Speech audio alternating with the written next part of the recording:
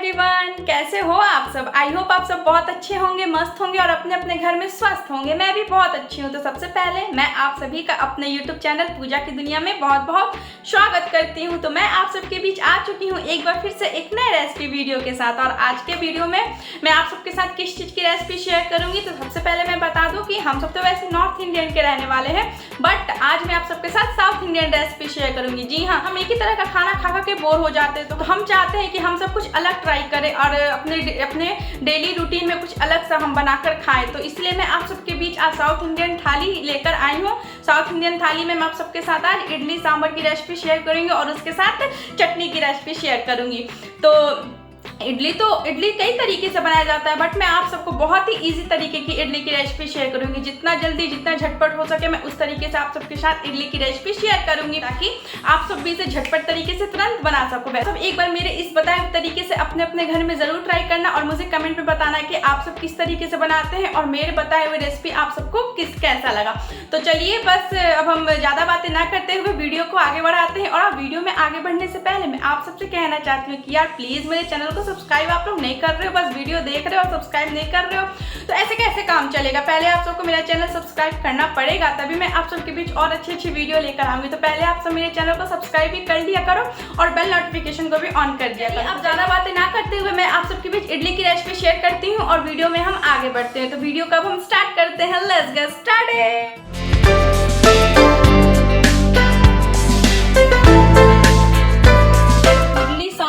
चटनी बनाने के लिए मुझे जिन जिन इंग्रेडिएंट की जरूरत है मैंने वो सारी चीजें ले रखी है। तो चलिए मैं बारी बारी से बताती हूँ। सबसे पहले मैंने लिया है सूजी। जी हाँ, मैं आज सूजी का इडली बनाऊंगी, चावल और उड़द दाल का नहीं बनाऊंगी, क्योंकि उससे ज्यादा टेस्टी मुझे सूजी का इडली लगता है और बनाने में उतना ही आसान भी रहता है। तो इसलिए मैं सूजी का इडली बनाऊंगी। और साथ ही मैंने हाफ केजी सूजी लिया है, तो हाफ केजी मैंने दही भी लिया। और हाफ केजी के मेजरमेंट की मैं बात करूँ तो इसमें आप आराम से 6 से 7 लोगों का इडली बना सकते हैं। और उसके बाद मैंने लिया है सांभर के लिए मैंने कुछ सब्जियां यहाँ पे ले रखी है, जिसमें मैंने लौकी लिया है, बैगन है, टमाटर है, आलू है और प्याज है। तो सब्जियां तो मैंने बता दिया कि मैं सांभर में क्या क्या सब्जी डालूंगी।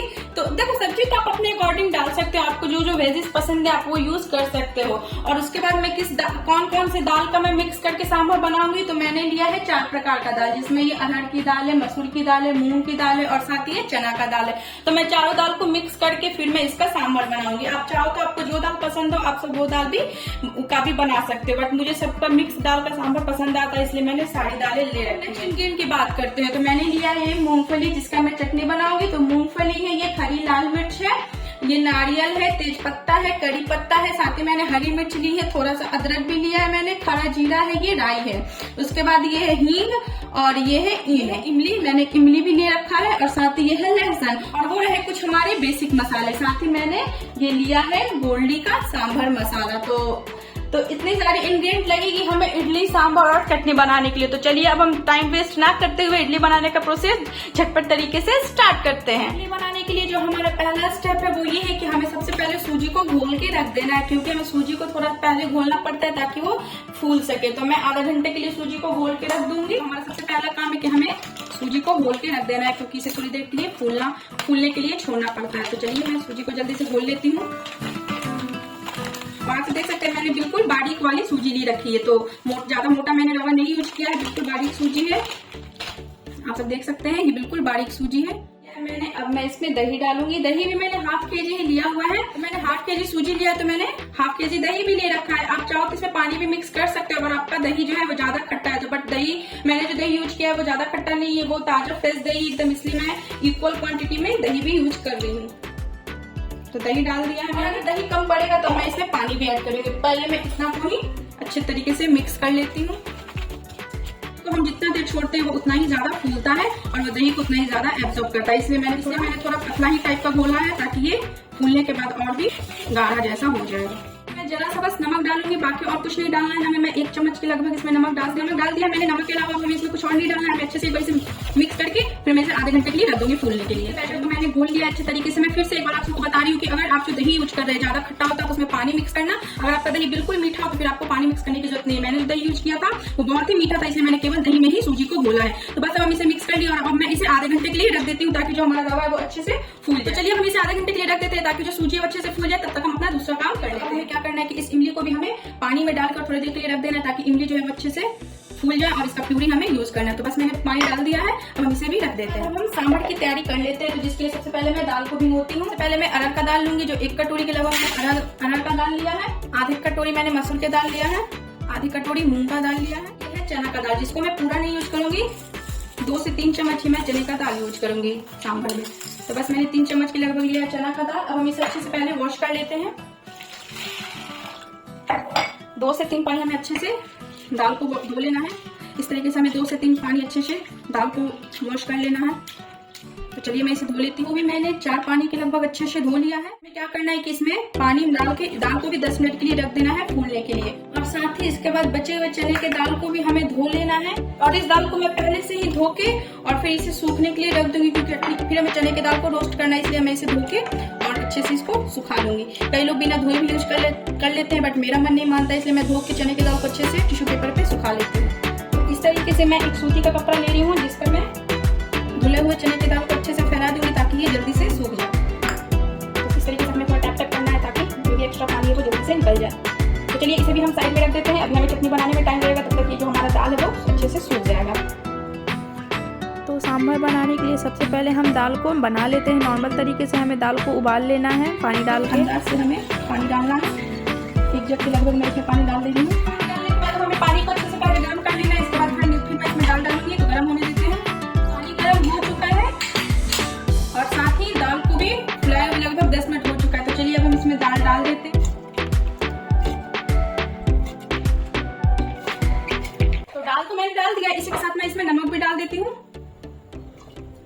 नमक मैं 1.5 चम्मच के लगभग नमक डालूंगी। और नमक डालने के बाद हमें इसे कुकर का प्रेशर अभी नहीं लगाना। मैं बताऊंगी आगे कि मैंने कुकर का भी प्रेशर क्यों नहीं लगाया है। कुकर का प्रेशर नहीं लगाया है क्योंकि हमें पानी को एक बार अच्छे से पहले उबालना है। उबाल के दिखाती हूँ कि पानी जो है दाल का अच्छे से बॉयल हो चुका है। आप देख सकते हैं जो ये ऊपर झाग जैसा सफेद सफेद दिख रहा है, इसको मैं हटा लूंगी, क्योंकि मैं जब भी दाल बनाती हूँ मैं इस तरीके से नमक डालने के बाद झाग को हटा लेती हूँ, क्योंकि ये हमारे हेल्थ के लिए बहुत नुकसानदायक होता है।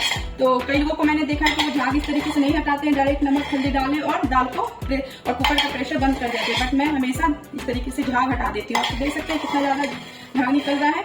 ये खासकर बीपी के पेशेंट को काफी नुकसानदायक होता है।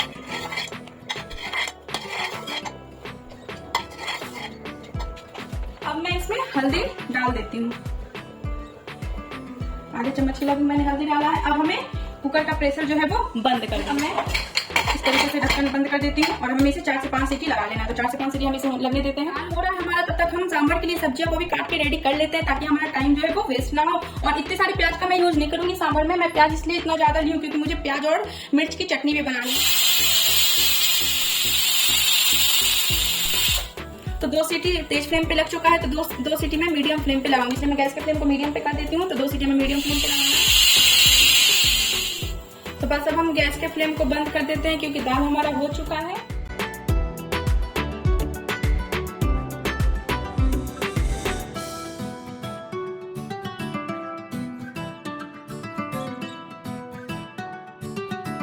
सारे सब्जियों को मैंने अच्छे से काट के धो लिया है। साथ ही मैंने 1 टमाटर भी काट लिया है। यहाँ लौकी है, प्याज, आलू, ये हरी मिर्च, लहसुन, अदरक, बैगन सबको मैंने काट रेडी कर लिया। तो चलिए अब हम जल्दी से सांभर बना लेते हैं। तो कढ़ाई चढ़ा दिया है मैंने। अब कढ़ाई को अच्छे से हमें गर्म करना है और गैस के फ्लेम को अभी मैं तेज पे ही रखूंगी। तो कढ़ाई गर्म हो चुका है। अब मैं इसमें 7 से 8 चम्मच के लगभग सरसों का तेल डालूंगी।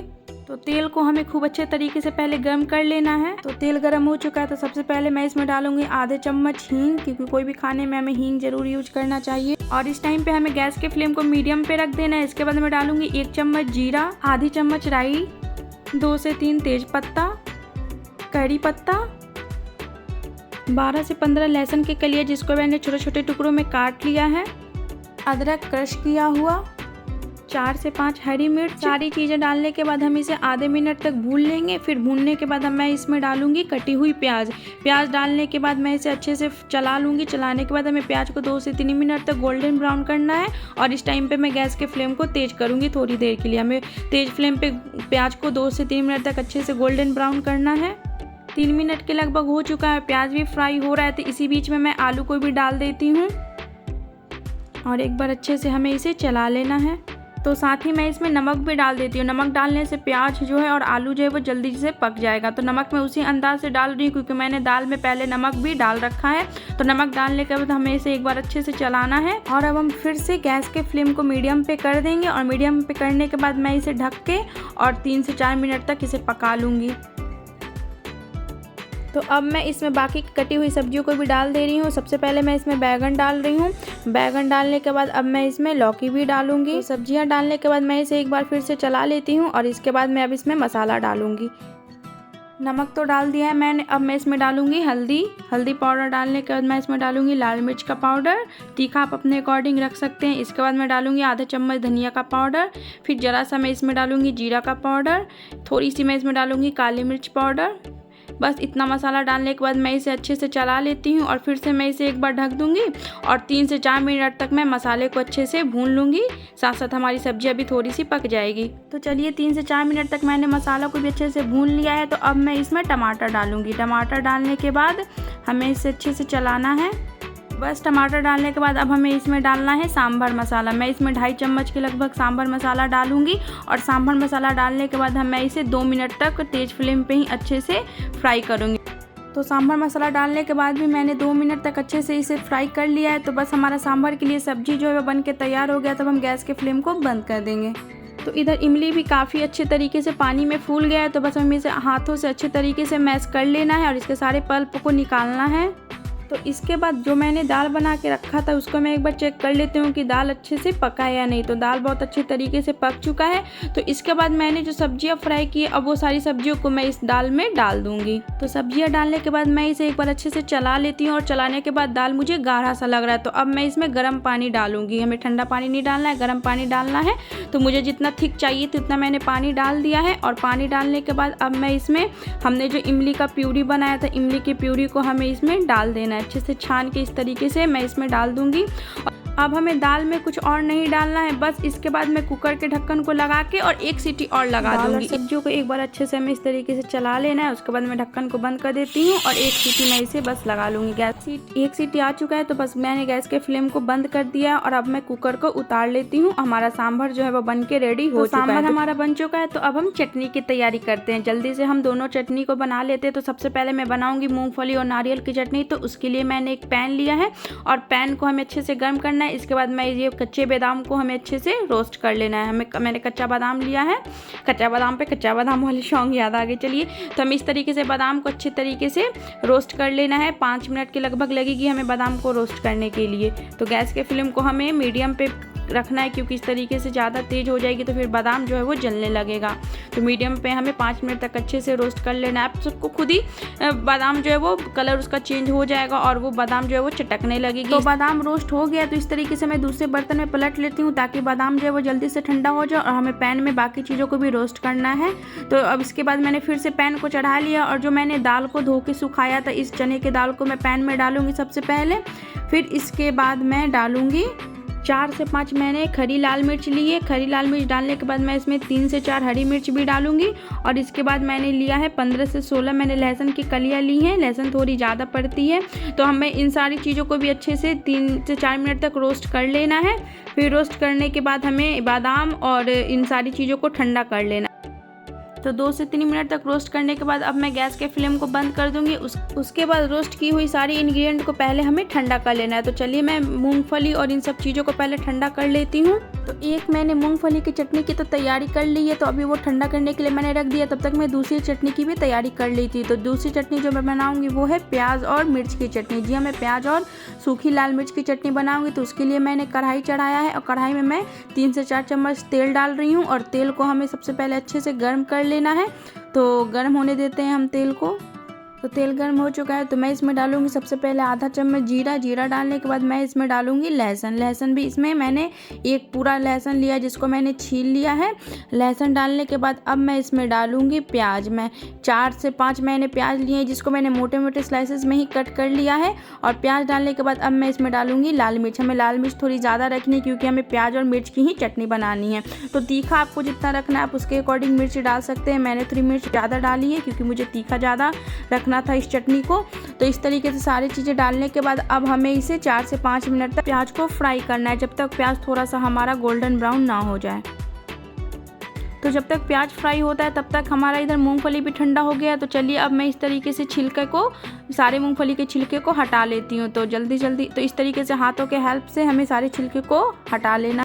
तो इस तरीके से मैंने मूंगफली के सारे छिलके को हटा लिया है। तो आप देख सकते हैं कितने अच्छे तरीके से छिलका हट चुका है। तो इधर प्याज और मिर्च भी जो है वो लगभग फ्राई हो रहा है। तो इसी बीच में मैं इसमें नमक भी डाल देती हूँ। तो नमक डालने के बाद मैं इसे 2 मिनट तक और अच्छे से फ्राई करूँगी। तो बस प्याज और मिर्च भी फ्राई हो चुकी है। 5 से 6 मिनट तक मैंने इसे फ्राई किया था। तो बस फ्राई करने के बाद अब मैं गैस के फ्लेम को बंद कर देती हूँ और अब हमें इसे भी ठंडा कर लेना है। तो जब तक ये दूसरी वाली चटनी की प्याज और मिर्च ठंडा होती है तब तक उधर हमारा मूंगफली भी ठंडा हो गया। तो चलिए हम उसको पहले तैयार कर लेते हैं। तो सबसे पहले ग्राइंडिंग जार में हमें रोस्ट किया वो मूंगफली डालना है। मूंगफली डालने के बाद मैं इसमें नारियल डालूंगी। नारियल डाल दिया है मैंने। अब नारियल डालने के बाद मैं इसमें ये चने के दाल, लहसुन, मिर्च वगैरह जो भी मैंने रोस्ट किया था इसको भी मैं डाल दूंगी। इस सबको डालने के बाद हमें इसे एक ग्राइंड कर लेना है। पहले हमें इसे सूखा ग्राइंड करना है। सूखा ग्राइंड कर लिया है मैंने। अब मैं इसे एक बार अच्छे तरीके से मिक्स करती हूँ। फिर मैं इसमें पानी डालूंगी और पानी डालने के बाद अब मैं इसमें साथ में नमक भी डाल देती हूँ। बस हमें इसमें नमक डालना है अभी। फिर नमक डालने के बाद भी मैं इसे एक बार और अच्छे तरीके से ग्राइंड कर लेती हूँ। तो आप सब देख सकते हैं मूंगफली की चटनी बनकर तैयार हो चुकी है। तो इसको मैंने दूसरे बर्तन में निकाल लिया है। तो मूंगफली की चटनी बन चुकी है। तो अब हम साथ में ही ये जो दूसरी वाली चटनी की मैंने तैयारी की थी प्याज और मिर्च की, तो ये भी ठंडा हो गया। तो इसको भी मैं चलिए अच्छे तरीके से ग्राइंड कर लेती हूँ। तो इसलिए मैंने फिर से दोबारा ग्राइंडिंग जार लिया और इसमें मैंने प्याज और मिर्च को डाल के ग्राइंड किया है। और ग्राइंड करने के बाद फिर इसमें भी मैं पानी डालती हूँ और बस पानी डाल के हमें इसे अच्छे से चला लेना है। नमक तो मैंने ऑलरेडी पहले डाल रखा है। तो बस मैं पानी अंदाज से डाल रही हूँ। इसके बाद मैं इसको भी अच्छे से ग्राइंड कर लेती हूँ। तो प्याज और मिर्च की भी चटनी हमारी बन के रेडी हो गई है।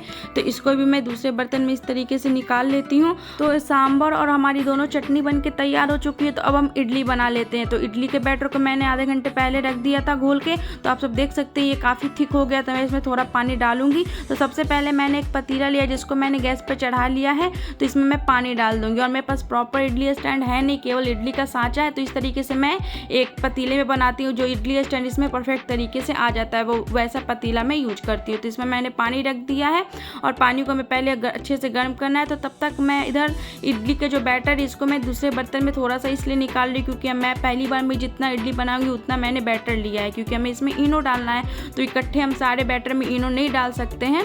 तो इसमें मैं थोड़ा सा पहले पानी डाल रही हूँ क्योंकि हमारा बैटर जो थोड़ा थिक हो गया है। तो मैं पानी डाल रही हूँ और आप सब देख सकते हैं इतनी कंसिस्टेंसी हमें चाहिए इडली की। तो बस इतना पानी है। अब साथ ही मैं उस बाकी के बचे हुए इडली के बैटर में भी पानी डाल देती हूँ और इस तरीके से हमने पहले पानी डाल दिया और इसे मैं मिक्स कर लेती हूँ। तो अब इस बैटर में मैं इनो डाल देती हूँ। मैं हाफ ही इनो यूज करूँगी, मैं पूरा इनो नहीं डाली हूँ। तो इनो डालने से ये बहुत ज़्यादा इडली जो है वो और फ्लफी होता है और इनो वैसे भी हार्मफुल होता नहीं है। तो बस इस तरीके से मैंने इडली का सांचा लिया है। इस पर मैं थोड़ा सा ऑयल लगा रही हूँ ताकि जो इडली बनाते समय सूजी जो है वो चिपके नहीं। तो इस तरीके से मैंने ब्रश के हेल्प से ऑयल लगा दिया है। अब मैं इसमें जो हमारा इडली का बैटर मैंने तैयार किया है उसको मैं डाल देती हूँ। तो इस तरीके से मैंने भर के 1 चम्मच मैं इडली का बैटर डाल रही हूँ और स्टैंड पे मैं इसे फिट कर रही हूँ। एक और सांचा है तो उसको भी मैंने रख दिया, इसमें भी मैंने बैटर को फिल कर दिया। तो बस हमारा बैटर फिल हो गया है और उधर पानी भी जो है वो अच्छे तरीके से बॉयल हो चुका है। तो पानी भी गर्म हो गया है। तो इसमें अब मैं इस जो इडली है इस इडली के सांचे को इस तरीके से डाल देती हूँ और अभी हमें फर्स्ट टाइम पे गैस के फ्लेम को तेज पे रखना है 5 मिनट के लिए। 5 मिनट के लिए मैंने गैस के फ्लेम को तेज करके ढक दिया है। तो 5 मिनट हो गया है। तो अब मैं गैस के फ्लेम को मीडियम और बिल्कुल कम के बीच में प्रॉपर रखूँगी, ना ही कम रखना है ना ही मीडियम रखना है। आप देख सकते हैं आप सब, मैंने मीडियम और कम के बीच में रखा है। तो उधर हमारा इडली हो रहा है। इडली बनने में 15 से 20 मिनट लगेगी अभी टाइम। तब तक हम तड़का लगा लेते हैं चटनी और सांभर के लिए। तो इसके लिए मैंने एक तड़का पैन लिया है जिसमें मैंने ऑयल डाला है, राई डाला है, उस साथ ही मैंने खरी लाल मिर्च डाली और करी पत्ता डाला है। सबको डालने के बाद हमें इसे आधे सेकंड के लिए इस तरीके से पका लेना है। उसके बाद में चटनी, बादाम की चटनी का मैं तड़का लगा रही हूँ। बस मैंने तड़के को इस तरीके से डाल दिया है और बस मैं इस तरीके से मिक्स कर ले रही हूँ। इसी तरीके से मैं प्याज की चटनी का भी तड़का बना लेती हूँ। प्याज की चटनी में बस मैं मिर्च नहीं डालूंगी क्योंकि ऑलरेडी इसमें मिर्च बहुत ज़्यादा है, तो प्याज का भी तड़का लग चुका है। अब लास्ट में मैं सांभर को तड़का लगाती हूँ। तो आप देख सकते हैं सांभर का मैंने इस तरीके से कितना प्यारा लग रहा है देखने में। तो चलिए मैं सांभर को भी उसी तरीके से हमें तड़का लगा लेना है। तो सांभर में भी तड़का लग चुका है, तो चटनी और सांभर हमारा प्रॉपर तरीके से बन के रेडी हो गया है। और उधर हमारी इडली को भी बनते हुए लगभग 20 मिनट हो चुका है। तो अब मैं आप सबको चेक करके दिखाती हूँ। हमें एक फोक की मदद से इसे थोड़ा सा उस तरीके से चेक करना है। तो इडली जो है वो हमारी जो है वो सूजी जो है वो चम्मच में चिपक नहीं रही है। तो बस मैं गैस के फ्लेम को बंद कर दूंगी और उससे मैं 5 मिनट के लिए ढक दूंगी ताकि वो थोड़ा ठंडा हो जाए। तो 5 मिनट होने के बाद इस तरीके से मैंने इडली के स्टैंड को बाहर निकाल लिया है। ये काफ़ी गर्म भी है अभी। तो बस इडली को स्टैंड को मैंने बाहर निकाला है। अब मैं इस तरीके से सारे स्टैंड को बाहर निकाल लेती हूँ ताकि ये थोड़ा जल्दी से ठंडा हो जाए। तो बस 5 मिनट छोड़ने के बाद मैं इस तरीके से चम्मच की हेल्प से हमें इडली को निकाल लेना है। आप सब देख सकते हैं कि सूजी जो बिल्कुल भी वो स्टैंड में चिपक नहीं रहा है। कितने परफेक्ट तरीके से इडली हमारा बना है और सॉफ्ट भी, बहुत ही ज़्यादा सॉफ्ट भी बना था इडली। तो इस प्रॉपर मेजरमेंट से आप सब भी इडली बनाना बहुत अच्छे तरीके से बनता है। तो इस तरीके से मैं सारे स्टैंड में से इडली को निकाल दिया है। तो चलिए अब हम साउथ इंडियन थाली को रेडी करते हैं। तो सबसे पहले हम बादाम का चटनी ले रहे हैं। बादाम की चटनी को डालने के बाद अब मैं डालूंगी इसमें प्याज की चटनी। प्याज की चटनी भी बहुत ज़्यादा टेस्टी बनी थी। उसके बाद अब मैं सांभर डाल रही हूँ और सांभर भी बहुत ज़्यादा अच्छा बना था। तो बस इस तरीके से अब मैंने इडली को भी रख दिया है। तो अभी से ही आप सब देख सकते हैं हमारी साउथ इंडियन थाली जो है कितनी ज़्यादा अच्छी लग रही है। तो एक स्पेस खाली है तो हम इसे कैसे खाली छोड़ सकते हैं। तो आम का सीजन है, तो अब मैं तो आम बहुत खाती हूँ इसलिए मैंने आम रखा है। तो बस हमारा साउथ इंडियन थाली जो है वो रेडी हो चुका है। तो आई होप आप सबको मेरी ये इडली सांभर और चटनी की रेसिपी पसंद आई होगी। और आप सब देख सकते हैं इस तरीके से मैं इडली को तोड़ के भी दिखा रही हूँ। ये काफ़ी ज़्यादा फ्लफी बना है, बिल्कुल नहीं लगता है कि सूजी का इडली बना है, जैसा लगता है कि चावल का इडली होता है। तो आई होप आप सबको मेरी ये इडली सांभर चटनी की रेसिपी पसंद आई होगी। अगर पसंद आए तो आप सब भी इसे अपने घर में ज़रूर ट्राई करना और मेरे चैनल को सब्सक्राइब कर लेना।